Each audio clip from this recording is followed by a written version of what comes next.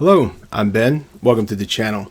So today we're going to talk about leadership and basically how you use language to support what your objectives are. I think a lot of times people don't realize pessimistic speak can really disengage a team and turn people off. So we're going to talk about that for a few minutes today. We've talked about the importance of the interview process and selecting the right teammates in previous videos. The reason we do that is when you're building a team, especially if you're a business owner and you have a small team of 2 to 6 people, these are people you're going to rely heavily upon. So it's pretty important that you make sure that you're hiring people that are going to be positive people, that are people of action, that don't sit around and complain. So the first part of this is to be specifically engaged around recruiting and interviewing the right people. Because once you have the right people and you have engaged folks that have goals that are similar to yours and share your goals for the position as well as for the company, now they're supportive at that cellular level. So then you do this next piece that we're going to talk about today to build that team. In Team Building Essentials, there's tons of videos, there's tons of books, there's tons of leadership books. Around cultivating and building your team. I look here because I've got quite a big library here from John C. Maxwell that's on leadership. I think his stuff is probably some of the best stuff that's out there. Plus, it's not changed a whole lot in the way he sees things over the last 30 years. So in his books, you have a continuous thought process. So if you are in business for yourself, or you are starting a business, or you're buying a business, or you're in a leadership role that's higher than any role you've been in before, those are great resources just to go through and kind of test yourself. But also you'll find if you're an entrepreneur, it's a very lonely world, meaning that you're carrying a lot of that weight on your shoulders. So there's a young man who's important to me that just started his own business here recently. And he's one of the people that are one of the reasons that I do these videos. The idea is I've been in leadership for decades now. And when leaders fail, some of these things we're talking about today are what cause those failures. So it doesn't do you any good to have an engaged team if you're constantly, when you speak to them, everything out of your mouth does something to disengage them. So let's talk about that briefly today. So there's the thumbnail is going to be this tab around the 9 phrases to speak like the perfect leader. And we'll run through that really quickly, but that's going to be the thumbnail. But we're going to talk a little bit more about what these team building essentials are and why language is so specific in that. Okay, so once you've got the people hired, there should be a training process that they go through. And I'll tell you this from day one, even if you just bought a business yesterday, look at the training items first. If you were just promoted into leadership, look at the training items first. Most companies get into an urgency stance, and the first thing that goes out the window is the training. Okay, so if you are telling someone that you're hiring, this is a career position, we're like a family here. I can't stand it when companies say that. When they say we're like a family here, what that means is we're all in this mud puddle together, and none of us can get out, and there's no ideas to line things out, so it becomes a job. And that's what work is. It's a job. You should pick the job that is the most thrilling to you, that gives you the best internal reward, which just means it's something you enjoy or something you believe in. Secondarily, it should be based on pay, right? And then the 2 items that are outside of that is, do you work for a good boss or a good leader? And is the team good people? Are they people that you want to work with, that you want to dedicate and spend your time with? So that's some things about it that you have to think about. And when you're buying a business, what you need to think about is you need to look at all the players in place. And anytime I start a new position, I act like I just bought that business. Okay, so what I look at is I look at the players that are in place.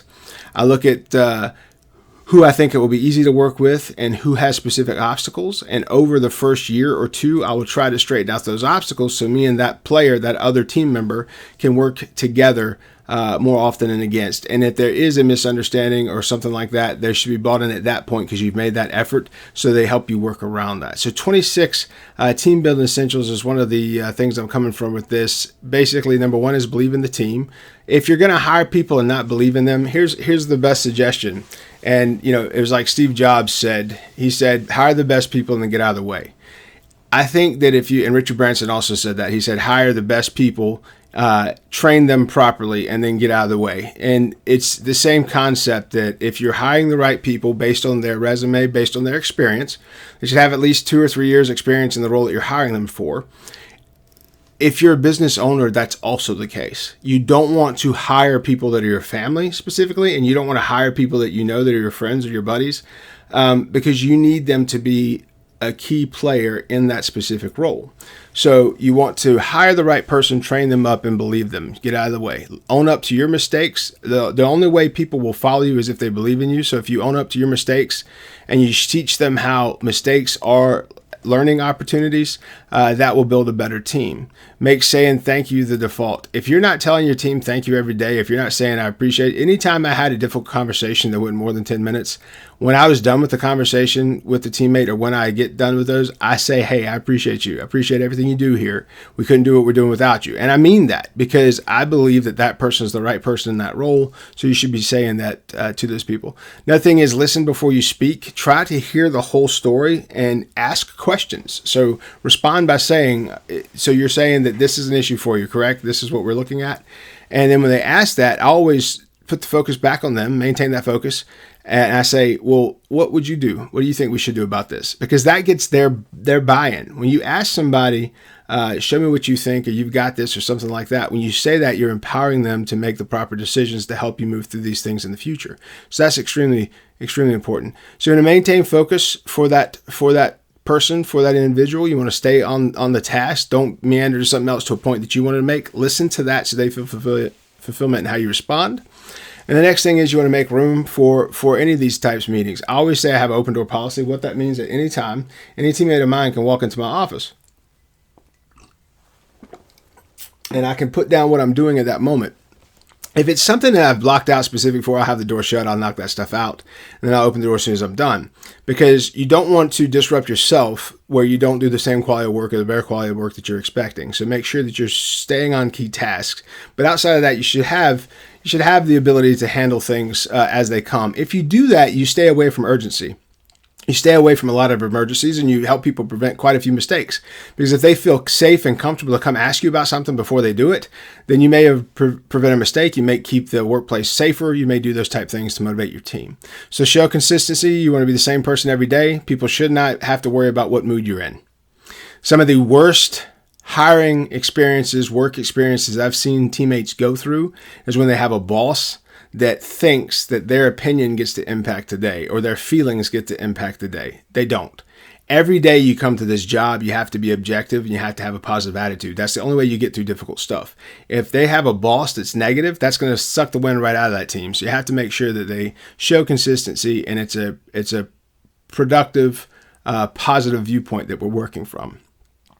You want to provide constructive feedback in a timely manner. I say have one-on-ones weekly so all your team knows how they're doing and they know how you feel. And if you have feedback that is consistent and you're doing it constantly, then you're giving good feedback and constructive feedback at regular intervals. So there's nothing for people to fear. That creates an environment of psychological safety, and people like to stay in environments like that. So if the pay is good and they feel comfortable that they're going to be taught the right way, if they make a mistake, that's not going to be the end of it. It gives people a better way to grow.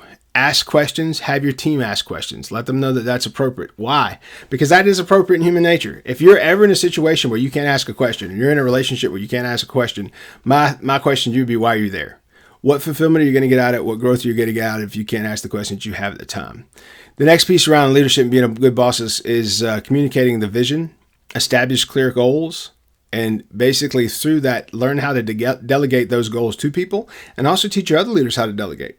It's like this. The more the team that you have impacting the bottom line and the more you show and communicate to your team how they're impacting the bottom line, the better team you're going to have.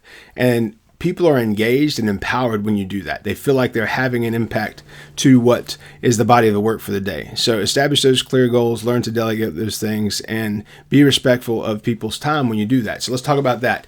Being respectful of people's time. People have limited time every day. Every day have a lot of stuff to do. I would give a conversation as much time as it needed, but I would stop it as soon as I could. Some conversations may be a half hour, some might be an hour, some might be 5 minutes. So be appropriate to the situation, but be respectful of people's time. And don't ask them to do things that are work outside of work, right? So if you have somebody that's working 10 hours a day for you, don't ask them to take this home. They're already working 10 hours a day for you. So you want to make sure that you have what you need in that time period that they're already clocked in. So you be respectful of their time. Bring some fun to work. I agree with that. If you have an open door policy and you have a place where people are engaged, that in itself is a lot of fun because then people can actually have fun doing the work. I'm not saying horseplay and doing any of that stuff. I'm saying they will enjoy hitting the objectives and doing that with a team that everybody's properly engaged with because there's better energy there. And then that can help impact their life at home. If you work all day in a positive environment, when you go home, you're in a good mood. You're not going to go and, yell at your family and kick your dog. That's not what you want people doing when they leave work. Next, demonstrate empathy. I think that goes without saying. By being courteous and doing these other things, that is demonstrating empathy. And by asking those questions, you can find out what people are going through, so you can better respond to those things as well. So I think that's the way you best demonstrate empathy. Provide flexible working hours.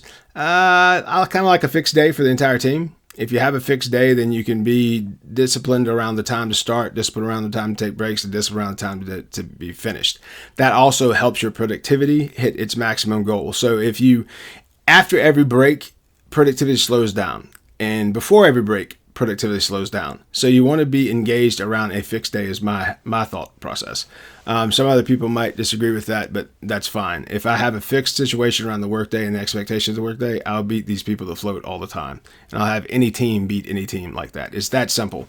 When people have a clear expectation and that expectation is fixed and it's consistent, it goes back to that show consistency. It's the same thing. You can't have the overall day float around too much and be consistent in other ways. Because, for instance, I always suggest in the morning, every business do a morning stretch. That's where everybody's there at the same time. We all have a meeting right there in the last 5 to 6 minutes. You talk about the pertinent things of the day. You talk about the things that we learned yesterday or any obstacles that are in our way. It's an extremely great way, extremely fast way to get everybody on the same page. It allows people to ask questions if they need to ask questions or there needs to be some clarity on other things. You provide all that first thing in the morning, and then you're done. And then you keep rolling, and people can feel more informed and safer in their decision making throughout the day. So I think that's important. Provide mentors as best you can. Some people assign that. That's a mistake. See who people naturally are drawn to, and then allow that person to be their mentor. If they're naturally drawn to them and that's reciprocated, then you can have someone learn by someone that learns the same way, and that's more productive than just selecting mentors randomly. A lot of businesses select mentors randomly, and you're going to fail from start, because if people can't communicate effectively and they don't have the same communication styles or the same communication objectives, they're not going to communicate well. And even though you say the same thing to 5 different people, all 5 will hear it differently. So it's important that you try to arrange that as best you can. Recognize and celebrate wins and do that publicly. I've mentioned that in many, many videos. When you're celebrating wins, more wins happen. When people see how it's appreciated and see how you appreciate other people, they want to be on that too. So it creates more opportunity to recognize more wins. Don't keep information from the team. I agree with that completely. I've had bosses in the past that kept the pertinent information to themselves. Everything was urgent and basically it was confusion. One thing didn't rise above the other. It always was in the same pool of minutia, and just basically the weight of the load on the team was too much every day because they didn't feel like they ever had a win or ever came to the end of anything. So that's worth thinking about.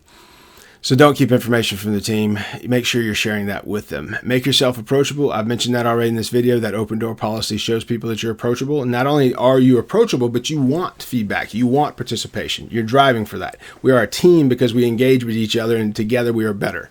I think that's the biggest piece of that part, is to be approachable, but not only do that, make sure that approachability is seen as part of our own productive stance. It's part of what we do. The next is prioritize work-life balance. That's extremely important. If you want great work out of people, you've got to give them opportunities to recover. You've got to give them opportunities to do those things appropriately. So you have to provide that work-life balance. A job is to pay people to be able to afford their life. Okay, so it can't be their life. It's not providing the final thing, but also you want people to be able to develop outside of just work. They have that spiritual, physical, mental, they have the familial, they have all these other things they need to be developing. And if you want somebody that's a great employee, that's going to be a tenured career type person, that's how you do it. You give them the time that they need to do the things away from work so they can be more productive and more beneficial at work. So next is promote from within. I could not agree more. If you have someone that can cover a role while you're trying to hire for that role, what you should be doing is training that person up to take that role. Every time you hire within, your teammates all see, hey, we're the ones that can get that next job. Hey, I'm going to be considered first before outside people are going to be considered. When you're in that situation, that is the best situation to be. Your place will be on fire because people will know, hey, if I do the good stuff, if I do the right work and I stick in there, I'm going to get promoted up. My salary is going to get larger. My benefits are going to get better. Your benefits should be the same for everybody, but the salary should be increased, or the hourly pay, or however you do that. Bonus options should be bigger. So I think that's a definitely great suggestion. Promote from within. Cut down on meetings. That morning stretch, like I said, just takes 5 or 6 minutes. That will take away the necessity of the majority of meetings that people can come up with. So meetings are important because you're trying to share a certain specific piece of communication with the whole team. So it's a broad scope, but it's a specific piece of communication. That's what a meeting should be. If you can send that in an email, then do it by an email instead of a meeting. If you can move around and not have a meeting, then don't have a meeting. At the end of the day, though, some meetings are necessary, so make sure that you're doing those as necessary. Seek feedback, ask for feedback. You can do that in those one-on-one conversations. You can say, hey, what feedback would you give me? What could I have done to make this a little bit easier for you? So the next teammate that goes through it doesn't have to have the same difficulty that you had to. So seek that feedback out. Gain trust with transparency and acknowledge good work. So those are some great team building essentials, I think, to create a thriving culture and a thriving team. If you do those things, that will make not only you successful. If you have the expectation that everybody on the team operates the same way, and you have a meeting around this, your workplace will be a much better workplace. And if you're an entrepreneur and you own your own business, you're going to have a very small team to begin with. You may have between 2 and 10 people, right? If that's the case, you can't turn those people over because every time one of them leaves, it leaves you in a pretty drastic state. So you want to make sure you have these things in place. You want to build these things to give to your team so your team feels supported. Well, that's the 26 team building essentials. If this video and content like this is something you like, please subscribe, and please share. That's all I have for today. Be good.